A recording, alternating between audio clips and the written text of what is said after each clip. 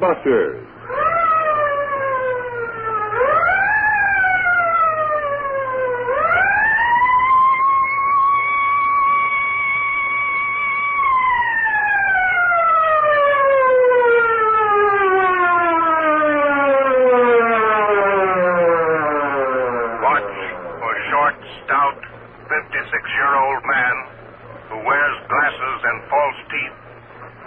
Interested in astrology and crossword puzzles. More to follow on Gangbusters Clues. Gangbusters, the only national program that brings you authentic police case histories, has asked John J. Sullivan, retired, former Deputy Commissioner and Chief of Detectives, New York Police Department, to narrate by proxy tonight's case. Commissioner Sullivan. There's been a good deal in the newspapers recently about wiretaps, Gangbusters listeners. Tonight's case deals with an official telephone tap granted by the courts to enable the police to fulfill a function as important as the solution to a crime, which is the prevention of one. It began in New York City late one summer afternoon when Detectives Lawrence Barton and Frederick Dorset, attached to an outlying precinct, were walking along a street in the Upper Bronx following their tour of duty. Hey, Larry. What? The fellow that just got off that bus.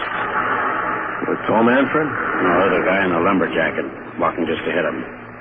Yeah? Well, wasn't he in the lineup when we covered it last week? I can't tell. Can't get a good look at his face. Heavy features, big nose, wide-set eyes. Maybe that traffic light will hold him.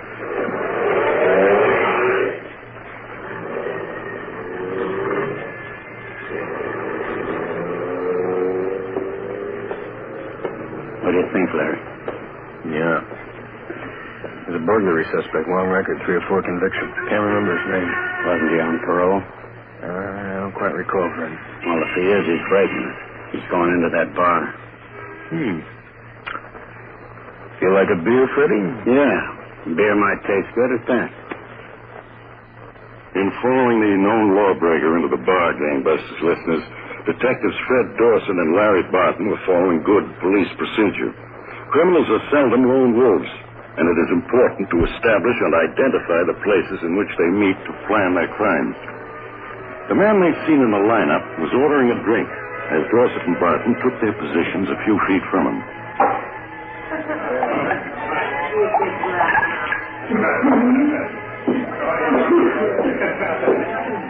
What'll it do for you, fella? Beer. Same, please.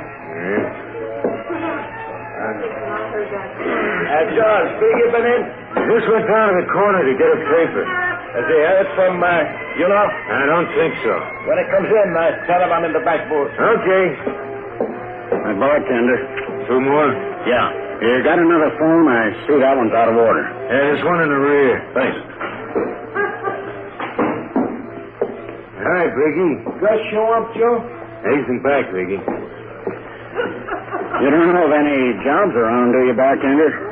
My friend and me are new here in town. Huh? What's your line? Oh, I'm not particular. Just so long as it pays.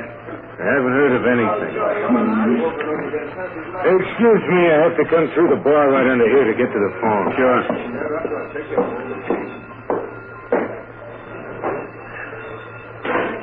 Hello? Yeah, hang on. Gus? For you. Hello? This is Gus. Well, we've sure been waiting for you. Biggie, make us something look... I thought the sign said the phone was out of order, bartender. There must have been something at the phone exchange or something. I guess they fixed it. Okay. I can't talk to Biggie about it. We'll give you a call. Probably take a day or 2. Sure? Yes, so long. Want me to take the out of order sign down for you, bartender? No. No? Well, what's the difference? There's another phone in the joint. This keeps the line open in case someone wants to call in. A few minutes later, Detectives Dorset and Barton left the Bronx bar. But instead of separating and going to their respective homes, they went by subway to the Bureau of Criminal Identification at Center Street in downtown Manhattan. There, while Fred Dorsett checked the mug file, Larry Barton checked the alias file. Got him yet, Fred? Yeah. He's on parole, all right. Gus Sickle. 9 arrests, 3 convictions. All burglary and robbery. You find anything? There's one biggie in the alias file. A man named Albert Toller. Here's a card. Well, sir. Larry, you can't say Albert Biggie Toller hasn't devoted his life to his work. 1948, robbery, suspended sentence. 1949, robbery, drew 2 years. 1951, mugging suspect. Couldn't make it stick. 5 more. They're casing a job, Freddie. Yeah, they sure are. You think they want this third guy in, whoever he is? It figures. It'd be nice to get a good arrest on these guys, wouldn't it? One where we got them cold and there's no way they can get out of it. Yeah. 17 arrests between them, only 4 convictions. Would be kind of helpful to get a good arrest on these bums. Gangbusters listeners, there's something you must understand about policemen. When an officer makes an arrest, he must be sure it's a proper one. This is a safeguard set up by our Constitution and one we must protect. A check with Gus Sickle's parole officer revealed that Sickle was working as a mechanic's helper in a garage. And the next morning, Detectives Dorsett and Barton met with Lieutenant Richard Jackson, commanding officer of their squad. Sickle and Toller are using this bar as a hangout, Lieutenant. They've got an out-of-order sign at one of the public phone booths. The phone works. That's right, Lieutenant. Gus Sickle received a call on it. He expected it. You better get back in there, boys. But you better make it look good. Oh, I did the talking before, Lieutenant. What'd you say? No one in town, looking for a job, that sort of thing. Same for Larry. Fred took the lead, Lieutenant. I let him go. Well, that sounds all right. Fred, supposing you go back, be complaining about the fact that your pal has got onto a job that you still haven't. You're willing to try anything. Maybe if you hang around enough, buy a few drinks, say you're running out of money, as long as you got it, you spend. Easy come, easy go, you know. You might be able to learn something. Could I draw some money for that, Lieutenant? If I bought drinks, Swans would kill me. Yeah, I guess I could get you $25 for that, Fred.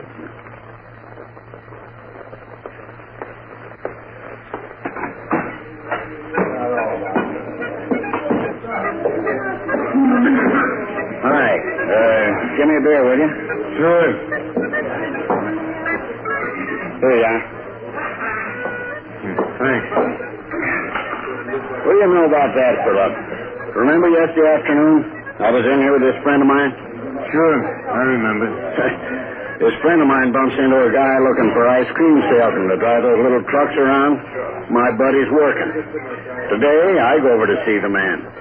Jobs are all filled up. How are you going to figure it? It's hard to figure, all right. Yeah. My name's Fred. Your name's Joe, huh? Yeah.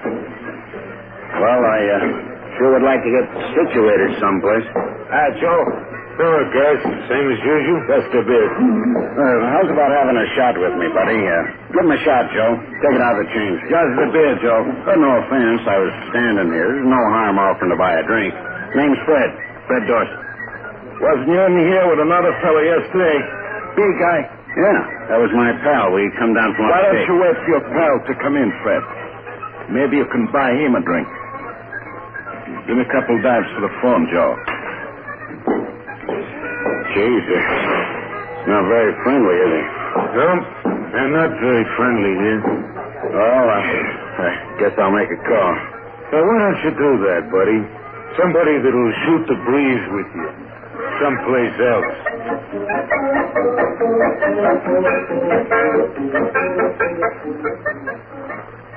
Detective Dorsett made a telephone call from the second public phone in the bar, making a mental note of its number as he did.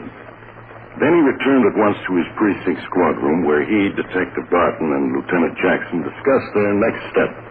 I think I've blown it, Lieutenant. We might stake out a new man in the bar, but he'll have a rough time getting close to Gus Sickle. Well, what if you put a tail on him, Lieutenant? If they're still casing the job, we can at least pin down its location. It can't be either of you boys, though. If Sickle gets another look at me, we blow it for good. Lieutenant, it would be real good to grab these guys right. You're a good tail, Lieutenant. Never known you to lose a man. Why, there are half a dozen guys in this squad who... Okay. Okay, you think Sickles still at the bar, Fred? He's probably waiting for Biggie. Biggie hadn't come in when I left. All right, I got my Chevy. Let's see if you can connect me with him, huh? 10 minutes later, gangbusters listeners, Lieutenant Jackson's black sedan moved slowly by the entrance to the Bronx bar. Is Sickles still there, Fred? Just a minute. Biggie's there now. I don't see Sickles. Okay, we'll park. Lieutenant Jackson parked his car so that he and Detective Dorset sat with their backs to the saloon entrance. Then, for a moment, he adjusted a large rear-view mirror. For 20 minutes, the two detectives sat, gangbusters listeners. To a casual passerby, they were two salesmen discussing a deal. A more alert person might have noticed that the smaller of the two salesmen, however, never took his eyes from the rear-view mirror until... Okay, Lieutenant. It's both of them. Which way they're headed, Fred? This way past us? They're making up their minds. Yeah. Sickles, the big-nosed fellow, wearing the tan windbreaker. Oh, they're hopping that bus up the street, Fred. Shall I stay behind her? Keep in the right-hand lane. Traffic will make you stay behind it. Yes.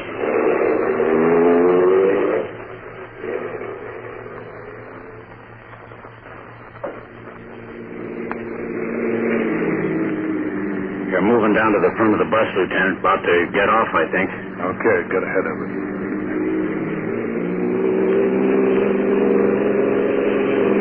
Right along here, Fred. Take the car back to the station, Fred. Yes, sir. You and Larry wait for me there. Yes, sir. Good luck.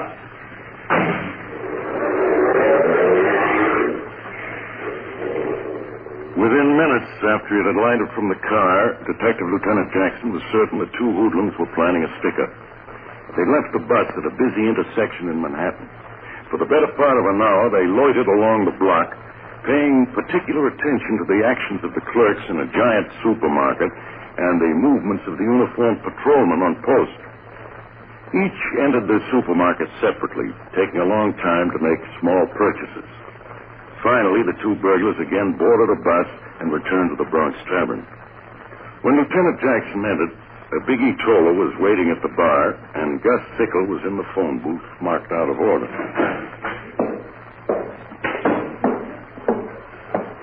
What do you have, mister? Give me a large shell of beer. Right.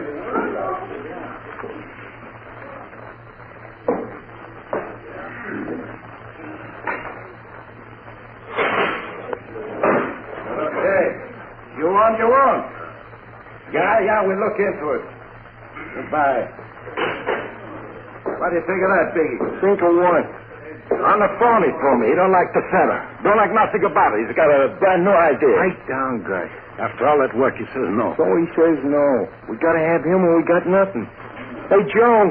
Yeah, Biggie? Throw a couple of beers over the back booth, will you? Hey, right away. You want I should throw you another, mister? No, thanks. I gotta get along.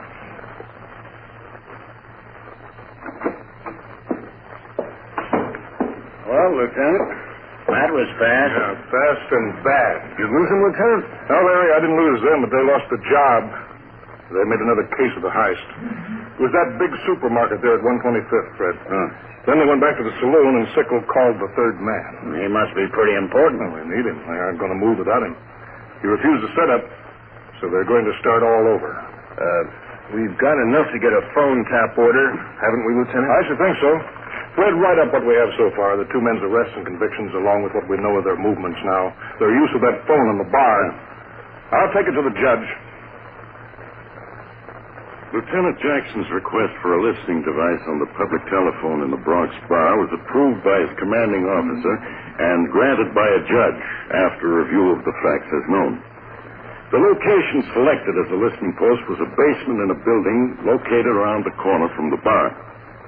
Technical employees of the telephone company, obeying the court's order, brought lines from the main phone lines under the street, set up a direct tap on outgoing calls from the public phone, a telephone by which the detectives assigned to the listening post could make calls, and a general tap on the trunk line which carried calls to the public phone. This was the equipment with which Lieutenant Jackson and Detectives Dorset and Barton hoped to trap Sickle and Toller and identify the unknown third man. For 48 hours, the men heard little except an occasional lame excuse offered a wife by a tardy husband, or as the bartender gave supplies. Then, as the reader monitored the trunk line... You get on it this time, Larry. Sure.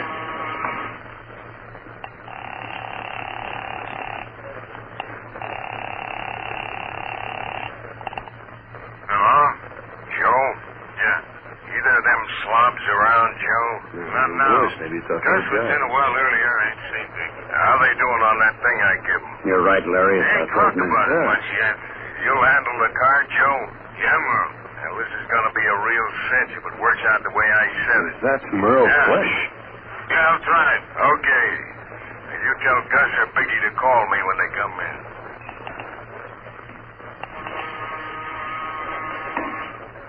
Well, I think the lieutenant might like to hear about this. Huh, Larry?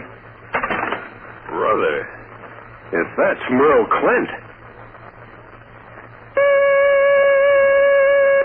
Back to Gangbusters in a moment. Monday night on most of these same CBS radio stations, Mr. Keene, tracer of lost persons, takes on the case of the man who talked too much.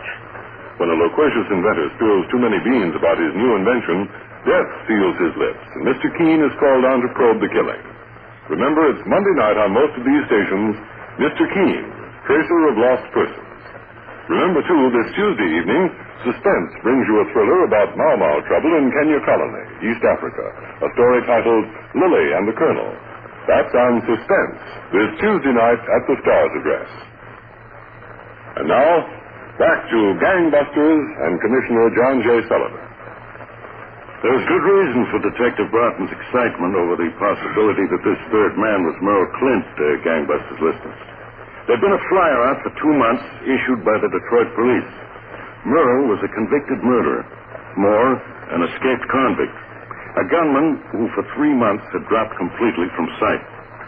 Well, within 20 minutes after being notified, Lieutenant Jackson arrived at the wiretap listening post. Is there anything more, Fred? It's Merle Clint, all right. The bartender made a call to Gus Sickle. Told him Merle was beginning to holler for action. Well, that ties it. Clint's probably got a bad case of the shorts. No dough. Well, Clint's in it, Lieutenant. This job will be a big one. He won't take any chances for peanuts. Yeah, what'd Sickle have to say, Larry? He said he was coming right in. Wanted to talk to the bartender and Biggie. Then he'd call Clint. They may have a job case, Fred. Call the precinct. When Sickle places the call, have a trace put on it. We have to find out where Clint is. Right away, Lieutenant.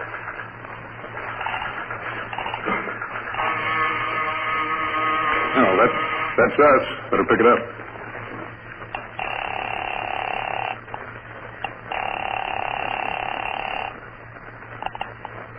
Yeah? This is Biggie, Joe. Gus around? Not yet. Well, tell him I got tied up. But the guy in the place agrees he'll go along the way we said. Now, wait a minute, Biggie.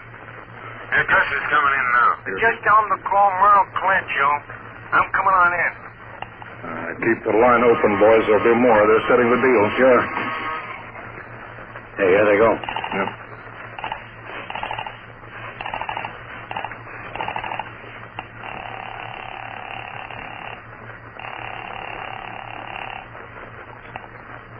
Hello? Gus Sickle, Bill. Well, I gotta hand it to you. This job's gonna be a cinch. How about Biggie and me coming out? We'll talk. You don't come within 5 miles of this place, Gus. Been too good a stash for me. You got everything set? Biggie closed it with this guy works there.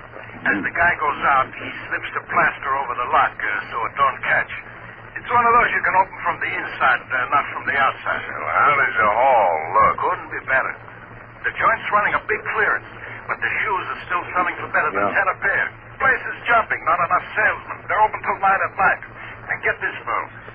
23rd Street is jammed with people leaving the store, but 24th, they got nobody. The rear door goes right out through a little areaway. That's the one we use. How much, though? This guy in the store thinks 10, 15 grand we time it right. You need dough, Merle. Well, okay, set it. Joe drives. Joe drives. Yeah. Well, Larry, we've got got no idea when they're going to pull this. Yes, sir. They've got a man inside. We can't take a chance. It might even be the manager. Yes, sir. They're having a sale. They need salesmen. It's a big shoe store on 23rd with a rear entrance on 24th. Shouldn't be hard to find. I wouldn't think so, Lieutenant. Try to get a job working there, Larry. You better have a gun. I'll use an armpit holster. Good. Hello? Yeah, this is Fred Dorset. Yeah. Yeah, thanks. Lieutenant, they've traced that call to Merle Clint. Where is he? Rooming house in Queens. He's probably still there. Shall I have him picked up? I don't know. Larry. Yes, sir. If you get a job in a shoe store, you may have to face up to Merle Clint. We'd like to get those guys, Lieutenant. The two others, Sickle and Toller, they'll have guns. You guys will be outside, Lieutenant. Maybe when they come out, I'll have sold them a new pair of brogans each. Okay, then. We won't pick up Clint, Fred. We'll see if we can't take them all at the same time. In warfare, gangbusters listeners, what Lieutenant Jackson of the New York City Police was now taking would have been called a calculated risk. But the fight against crime is warfare. Preventive warfare. A watchful day passed. Then, as Lieutenant Jackson again joined Detective Fred Dorset at the wiretap in the dingy basement. Hi, Fred. Hi. Anything new in the box, sir? Nothing, Lieutenant. Well, Larry Barton got the job, Fred. He's now a clerk at the shoe store. Good. How's the coffee? I'll plug it in. Only take a minute to heat up. Good. Larry's in the store. I sure hope they make the move. Wait a minute. I'm getting so I know those cliques listening to them all day. That's not ours. Larry's given me the setup. At 9, they close the front and back door of the store. The customers go out the front as they finish shopping into 23rd Street. And the clerks check in their sales books with the manager in the rear of the store, give him any final cash transaction, check out, and exit on 24th. That's where the door is, that the lock is being given. Hey, that's ours.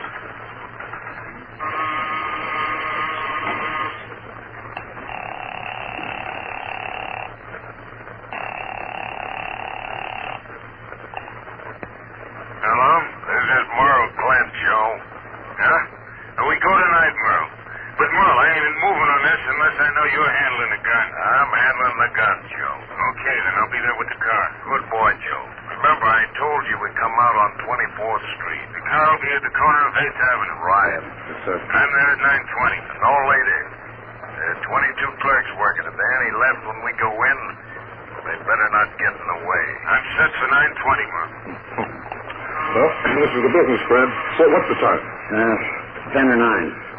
Can we get word of warning to Larry? He's in that. Oh, sorry, he has an idea what they're up to. We'll blow it again if we go in and talk to him. Maybe if I went in to buy some shoes. It's a ladies' shoe store. Well, if we get one of the gals in the department. We never get there in time. We'll just have to hope that Larry doesn't try to stop him. Fred, get on the phone to the captain. We'll let those bums go into the store, then block off traffic on 24th Street. We'll need 2 patrol cars, one at each end of the block. I got the commanding officer of the precinct in that area alerted. He can have 4 men there to help. Okay, you can turn that doodad off. We got work to do. Some moments later, inside the shoe store, Detective Larry Barton, fully aware of the plans, but not knowing of the timing, was busy acting out his role of shoe salesman. Well, they're attractive. And you can't beat them at the price, man. I just don't know about that shade of red, though. But you have something a little darker, more of a maroon. Ma'am, the store is closed. It has been for 10 minutes. Well, if you had something darker in that style, I'm sure I'd take them. Well, you see, the management objects to going for new stock after the store's closed. Now, if you'd like to drop in tomorrow... Those men are coming in there. They've got guns. Quiet, lady. You won't get hurt. Watch your door, Biggie. Got to keep these people covered. Okay. Against the wall there. Just turn as though you're looking at the stock. No fuss, and nobody gets killed. Hey, you. Give me the money. It don't have to be me. Just stuff it in a bag.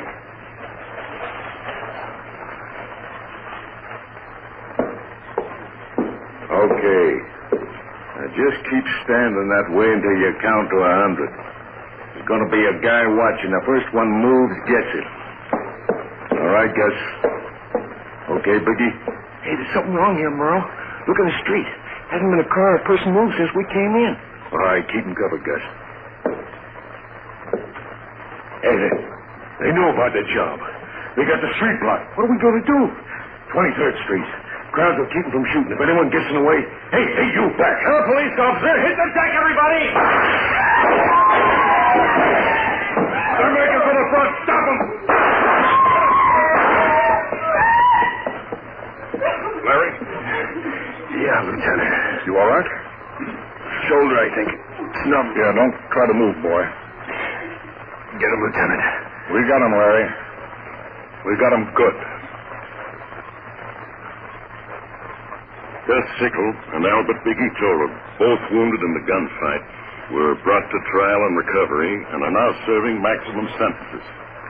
And the city of New York cheerfully surrendered Merle Clint to the Detroit police. In New York, he would have been convicted for armed robbery and assault with intent to kill. But in Michigan, he was already convicted for life. Thank you, Commissioner John J. Sullivan, retired, of the New York City Police Department. And now, Gangbusters Nationwide Clues, broadcast every week to assist American police in their war against the underworld. Attention, Gangbusters listeners. Maintain vigilance for Patrick Eugene McDermott, a convicted murderer sought by the FBI for unlawful flight to avoid confinement. Listen carefully to his official description. Patrick McDermott, age 56.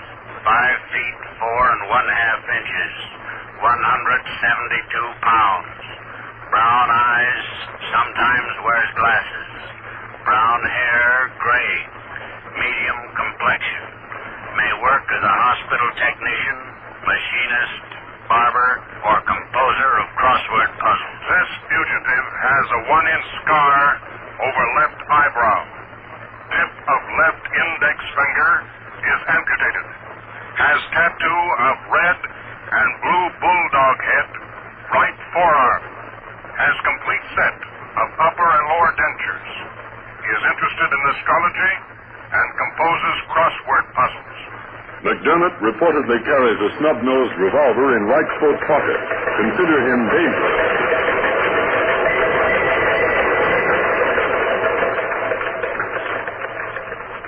Attention, all citizens. Be on the lookout for this man wanted by the FBI for unlawful flight to avoid prosecution for the crime of robbery. Herbert Dennis Bechtel, Bechtel, age 37, 5 feet 7, 175 to 80 pounds, stocky build, brown hair, brown eyes, ruddy complexion. May seek work as a beekeeper or a dairyman. This man has the following identifying marks. A 2-inch scar on chin, nail on left ring finger marred, 6-inch scar on back of left leg, ball of left heel amputated causing limp. He may be wearing mustache and long sideburns and have hair dyed and artificially waved. Caution. Bechtel may be armed and has reportedly stated that he will not be taken alive. Consider him extremely dangerous.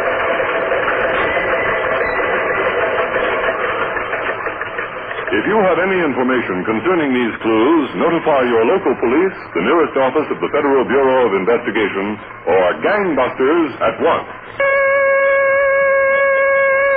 Tonight's Gangbusters case was written by William L. Stewart and directed by Leonard L. Bass, with Jack Orrison, Bill Lipton, and Wendell Holmes in leading roles. This production was supervised for CBS Radio by Jerry Danzig. Art Hanna speaking.